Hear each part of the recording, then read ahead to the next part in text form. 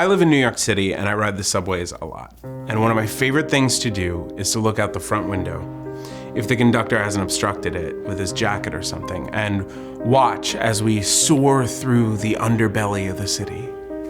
And having done this on more occasions than I can count, I've started to notice things like work areas and side tunnels and control rooms. And one time I saw this big nook missing from the subway wall, and through it was a perfectly lit Christmas tree. There's a whole life that goes on down there, a dark, mysterious, void of sunlight life. Now, I'm no fool. I know that the homeless live underground. Some of them, anyway, that's no legend. There's a documentary about it called Dark Days. It shows several men living in the train tunnels. And they build small houses and they booby-trap the way in so as not to be discovered, and there's a whole community down there. But my story isn't about the homeless. Not this time. No, my story is much stranger.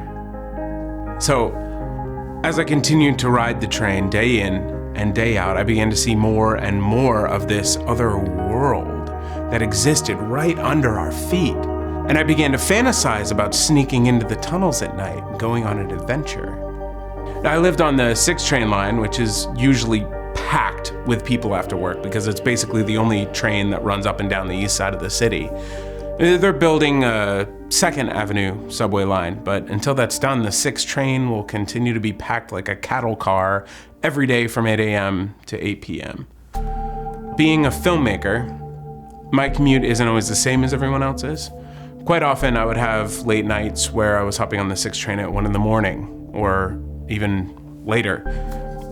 And then it's not so crowded. Then you can get a seat and walk around.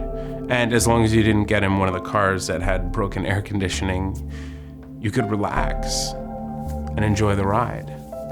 Then Hurricane Sandy hit and took out a lot of Lower Manhattan's power and storefronts, flooded subway stations all over the city, some to the point of massive destruction. And all of the tunnels going in and out of the bottom of the city were shut down for weeks, which got me thinking for the first time, how do they turn trains around? There's gotta be a way for all these trains to turn around before they get to the broken tunnels, because as the days went by, certain lines were up and running with restricted service. Now the 6 train never went to Brooklyn, so it must turn around at its last stop somehow. This thought baffled me. For all the tunnels and control rooms and nooks and crannies that I'd picked up on, I never really saw a place for a train to turn around. I've never really been one to let things go, to say, guess I'll never know. Nope, none of that dog mentality. I've always been a cat, totally open to risking life and limb to figure out life's mysteries. So I decided to go on an adventure. Phase 1, find out where the turnaround is. How do we tackle this? Well, I would have to be on the train after the last stop, but the problem is they always walk through and check the cars at the end of the line. Well, after a few minutes of thinking, I formulated my plan. I dressed myself in all black, and after the longest 10-minute wait of my life, I was finally riding the late-night 6 train downtown.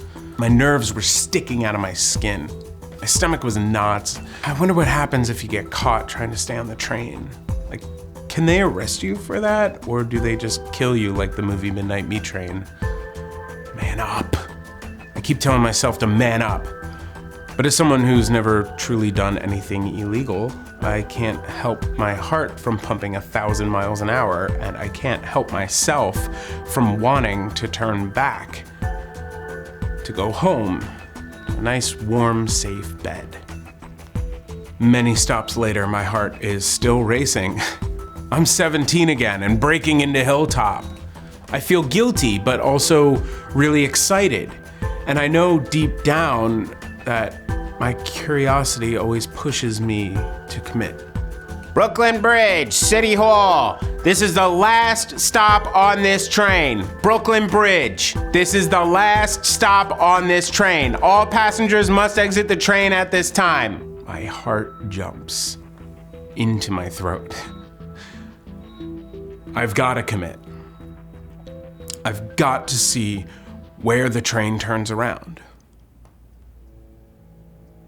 All of a sudden, this idea sounds kind of stupid. I've got to see where the train turns around? I've been on ghost hunts, lived with spirits, sought out Stoddard rocks, and now the big mission is to see how the train turns around? Am I that bored? I've seen Thomas the Tank Engine. They have these little bits of track on a little circle that spins around, you know, little special stations. Get off my damn train, kid. Conductor's doing his rounds. Shit! So sorry, sir. I was daydreaming. I say truthfully, and I step off the train onto the platform. He walks to the next car, where I hear, "Last stop! Get off my damn train!" And a homeless man stumbles off the train with a sack full of stuff. Well, at least I wasn't the only one. Poor guy probably has to kick people off every shift. I see him move to the next car, out of earshot. And a brief minute goes by, and the closing door sounds. There's a violent movement to my left. And as I turn and look, I just barely catch a glimpse of the homeless man's feet flying through the air, leaping forward through the closing doors and landing belly first on his backpack. Sneaky son of a bitch. So that's how the pros do it. The train squeaks off, and I look for the man through the window, passing by, but I see nothing. Not his backpack, not anything. Gone, vanished into thin air. Was this a sign? A sign to keep moving forward? Is there something I'm supposed to see in there? Maybe that's why I felt such a strong, albeit stupid, draw towards the turning track. Maybe the homeless man was an angel showing me the way. Admittedly, I let my imagination get the best of me and I start reforming my plan. When the next train comes, I'll just do exactly like the homeless man did. Jump on board right as it pulls away, and then I'm home free. Probably no more stops until it pulls right across the platform and heads uptown. I've got nothing comfortable to land on, like the guy's backpack, but I'm a lot younger, and I took stage combat in college, so I should be able to fall without hurting myself. I mentally prepare myself for the next 5 minutes as I wait for the next train. Nothing. Finally, an uptown train comes on the other side of the tracks, and I look carefully for the homeless man as it passes. I can't tell, it's moving too fast. Damn. That would have been a great indicator. So I wait, and wait, and wait. Still nothing. Maybe since the storm, they don't run trains at night. I waited a little longer. 30 minutes. 40. Crap, this sucks. I'm up all night and I'm still gonna have to come back and try this again. No, I'm not coming back. If the train won't come, then that means that the tracks are safe. Right? Now I'm even more nervous. I walk to the very end of the platform and put one foot on the yellow line, leaning as far as I can without falling. Damn, it's dark in there. Lucky I have my handy dandy iPhone flashlight. Problem solved. So why am I not moving? I try to shake off my nerves, knowing full well that in this sort of situation, nerves really aren't shakeable. And I look behind me. Not a single person on the platform. And I look at the platform across from me. No one. Whatever. Band-Aid. Rip it off. I pull back the do not cross sign and I step onto the skinniest part of the platform, simultaneously turning on my flashlight app. And I creep forward towards a set of stairs that lead down onto the tracks. The only possible path at this point, past a series of locked doors on my right that are labeled danger, high voltage, and official personnel only. and I can't believe I'm doing this.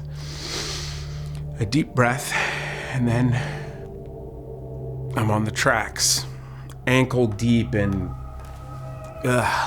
sewer soup. Red Bull cans, beer cans, soda bottles, ramen noodle cups, all floating on top of this foul, dark water.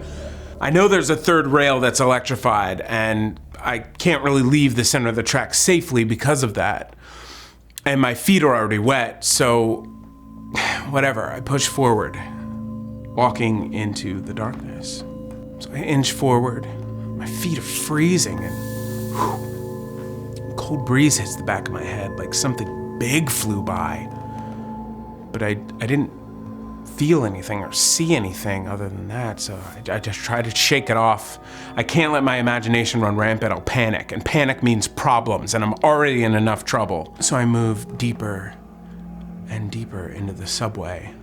It's a lot narrower than I expected. These things must truck along just inches from the concrete wall. Trains like that fascinate me.